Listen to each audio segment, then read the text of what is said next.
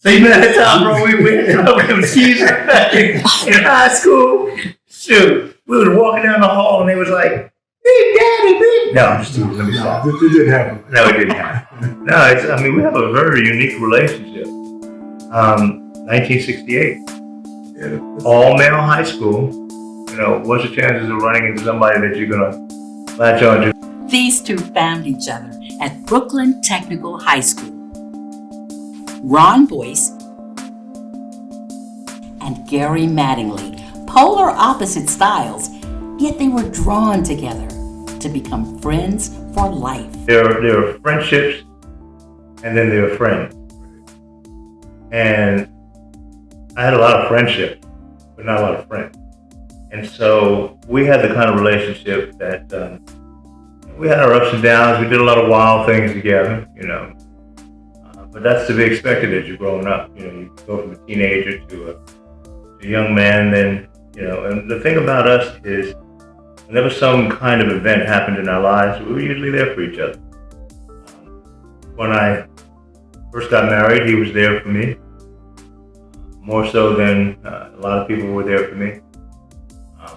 When my mom died, his mother and sister showed up at the funeral.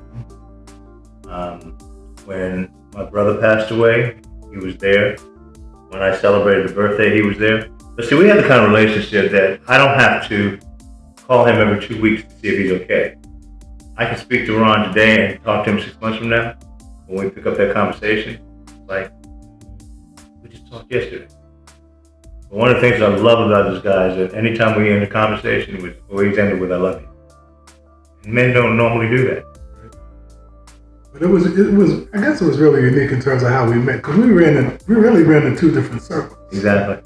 And Gary was more the conservative, nice guy, and I was the guy that just took risks. I just, I like to have fun, and but there was something about him that I saw that I wanted in me.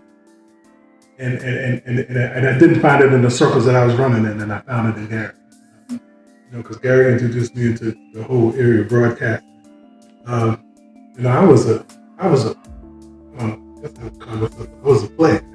Okay, say call it what it is, bro. So I used to like to dress nice, and and Gary wasn't even about that. He was this meek guy, tall, big, but just this mild-mannered guy, that just seemed to have it all together. And I was flossing a lot of that. And I wanted that. I just wanted to just be able to be me, because Gary was always about being Gary. And that's where we kind of connected us, and we did, like I said, we did some wild things as kids, and I think part of the wild stuff we did was because I introduced it to Gary, okay? And but we maintained that friendship. Like he said, we might not talk for 6 months, but I know if he picks up the phone and says, "Ron, I think you should introduce me," or whatever, or vice versa, I know we'd be there for one another. So I know that, so as I grow older, even as I grew older, I understood that God puts people in it for a reason. Oh, yeah. Okay? And Gary and I were supposed to always be eternal friends. We weren't just supposed to be casual buddies. We were connected, like at the hip, and even though we're from different moms and dads, we just had this spiritual connection that's even to this day. And so that's why I can call him and say, hey, bro, I'm gonna be in town. I'm gonna be close to where you at. I'm coming over. And it's not like, "Oh, bro, you can't come." No, come on, bro. Likewise. That's the kind of relationship we have. Is that there's nothing that we wouldn't do for each other. Yeah. And that's what friendship's all about. It's not, we don't have a casual relationship. We have a really intimate relationship. This special connection has transcended mere friendship. And as we said, men don't talk about loving one another, because the world today says, "Oh, what you guys got going on here?" It ain't about that. It's about true love, and you don't find it. And so he's a true friend. He's a true brother. I mean, a brother in Christ was just a real true brother to me, And relationship I have with Gary, I don't even have with my own brother. You know, that's how close we are. You know, and so this is important to me, and I know I'm important to Gary. You know, so that's why we'll always be there for one another. Yeah, we've lived in different parts of the country, Right. but we've always managed to connect. Yeah. I mean, when I was in New Orleans, when I was in Virginia, when I was in South Carolina now, Florida, we've always connected. And there was no questions asked, no holds barred. And just like the time we were passing through, I said, hey, I'm going down to, take my boat out in Caladesi Island. Mm-hmm. And I said, on the way back, we're going to come visit. We're not going to be here, but the key is under the mat. Right. That's trust. Yeah. And you don't have a lot. Mm-hmm. See, men don't bond like we bond. Men don't bond because they don't. No, it's a culture. It's a culture thing, you know. Yeah. And so, you know, we grew up John Wayne. You know, you're supposed to be this macho man, you know, and that's so crap, you know. All over the world, you know, men embrace, they kiss, they hug, but somehow in America, that's not in vogue. That's not what people should be doing, and that is what people should be doing. We should be telling each other that, you know, we care about one another, we love you, not just talk about it, but we need to show that. See, that's the real difference. You know, we can talk a good game. I used to talk a real good game, but can I walk the walk? I just talk the talk, but walk the walk, and that's what we do in this relationship. We walk the walk in this relationship, and you know, that's why it's been strong for almost 60 years. Yeah. You know? And about the wives of these two mushy brothers. Let me just throw this in there because I think this is important. The support system that you have is also important, and I'm talking about the women in our lives. This is not my first rodeo, of course you know that, but it's my best rodeo. Because she sees my friendship with you. And in fact, I just shared this with you last night. We were talking about you guys. She said, I love those guys. They're just so down to earth and so real. But she didn't say, I love Ron or I love Cheryl. She said, I love you guys. So it's that teamwork that you bring to the table that intermingles with our teamwork. And that's great to have two women behind you that support your friendship. And they're not going to say, what's wrong with those two? Hug it up on each other. They say, we love seeing what we're seeing. Mm-hmm. But see, it's more new for Steph because she's only been around me for, full time the last 5 years. But you guys have been around me for most of my 53-year friendship with you. And it's a great thing. We knew we were coming this way, you know, and I talked to Gary, and he said, and when he told me that, you know, he's relearning how to walk again, I said, I got to go see my brother. You know, I couldn't make this trip. You know, it ain't about going to Charleston. You know, it was about coming to see Gary, and I heard so much about you, you know, and I knew you had became just an integral part of my brother's life, and I just needed to spend some time with you. And I knew it was right because when things ain't right or when something ain't quite right, she'll let me know. Cheryl let me know. And it'd be like, when I said we're going to see Gary, it wasn't no him and Han. We're going to see Gary. You know, we're going to see Gary and Stephanie, you know. And I got some friends, but I'll say, well, we want to do something with them. And she'll be like, I don't know, bro. You know, I don't know if that's what I want to do, you know. But this is real. And I just thank God for this relationship. I thank God for this brother, you know. Because through him, I learned, you know, from a cultural perspective, I learned to do some things and see some things that I probably never saw in my life that because I was on another track, you know. And so God brought him into my life when I was very young, you know, and it's kept him in my life even to this day, and it's for a reason. And you know what's so interesting about this conversation? These are things that I'm hearing for the first time from Ron. I've never heard from him before as to what really is the essence of your relationship with me. Why me? You know, I was almost like he was the player and I was the nerd. Mm-hmm. But somehow it worked out. Mm-hmm. And I became the player. And he became the nerd. Yeah. And so, we as I said, we've done a lot of wild stuff together. But by the grace of God, there go I. And here we are. That's right. Still kicking. Here you are. Here we are. Could you have predicted?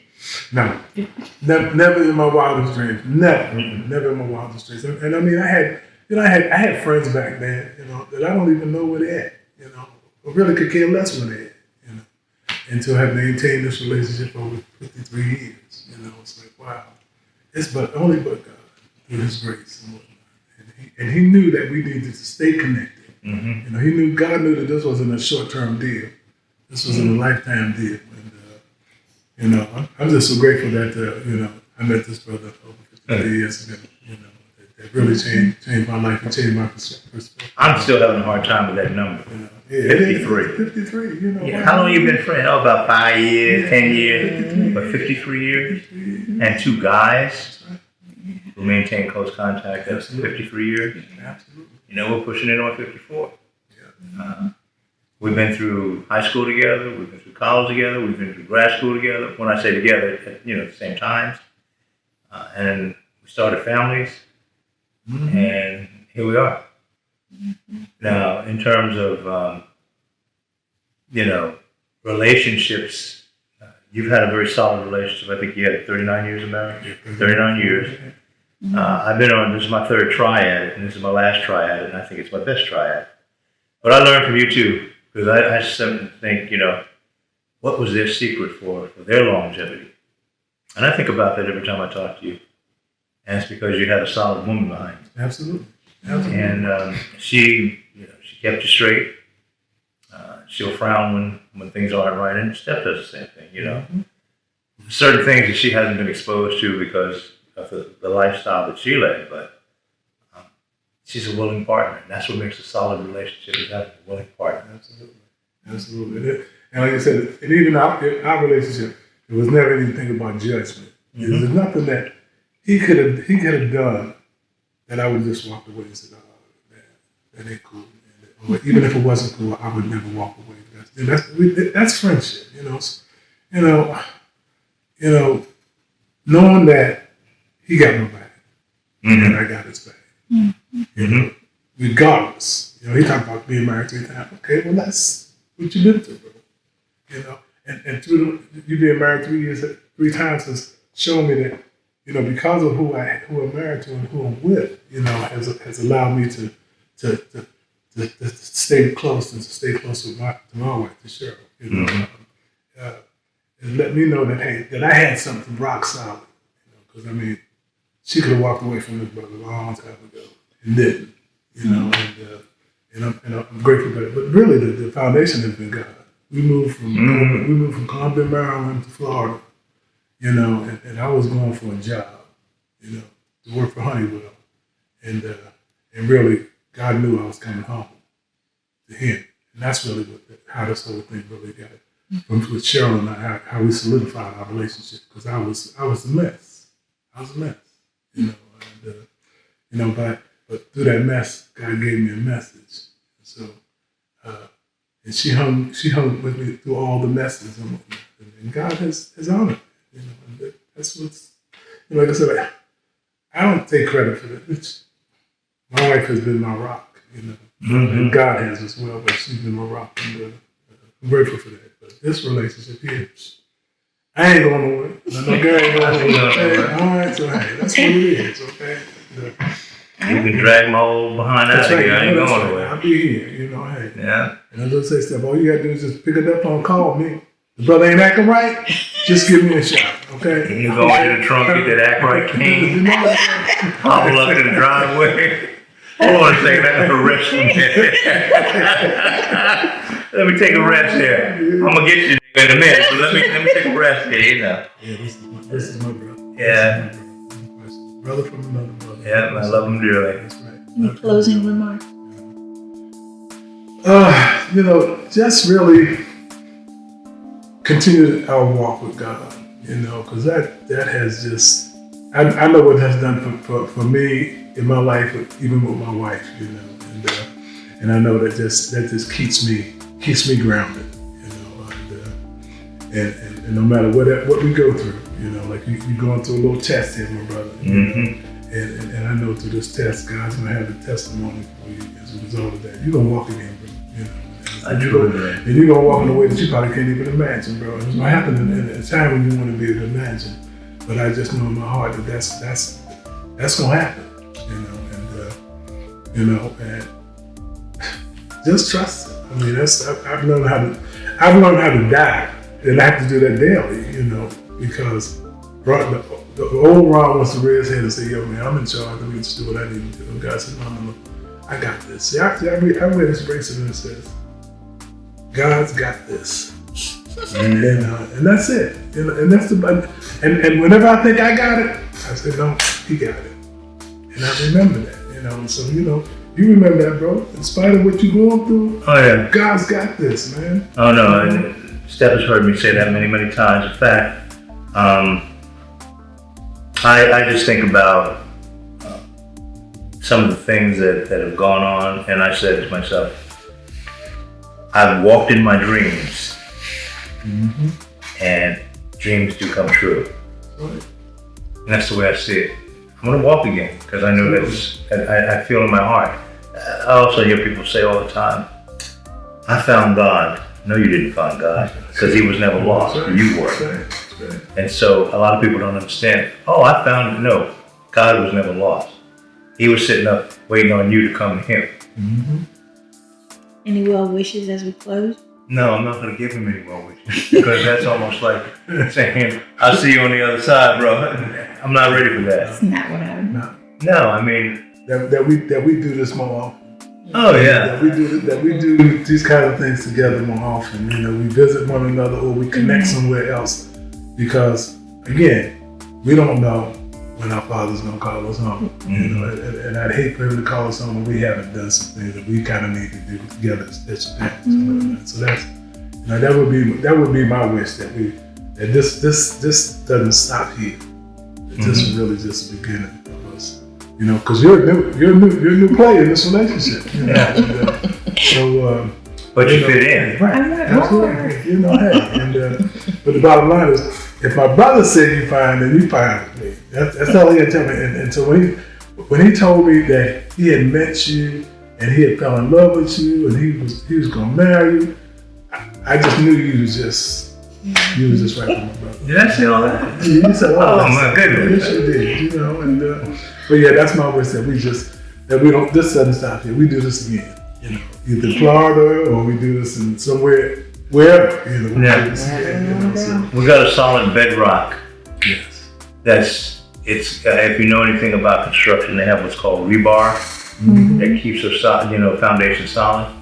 We've got rebar in our relationship. It's solid. Absolutely. So no matter how rocky the road gets, there's a foundation that's solid there. And so we can tread. And my wishes for him is continued life and health and success for he, Cheryl, and the kids and the grandkids. Life doesn't end, it starts all over again. And then one day, we shall see each other again. It may not be here, but we shall see each other again. It's a friendship that will hopefully last for eternity. To eternity. My brother. I love you, man. I love you too. Love you, man. The bond between Gary and Ron is time-tested, tried, and true.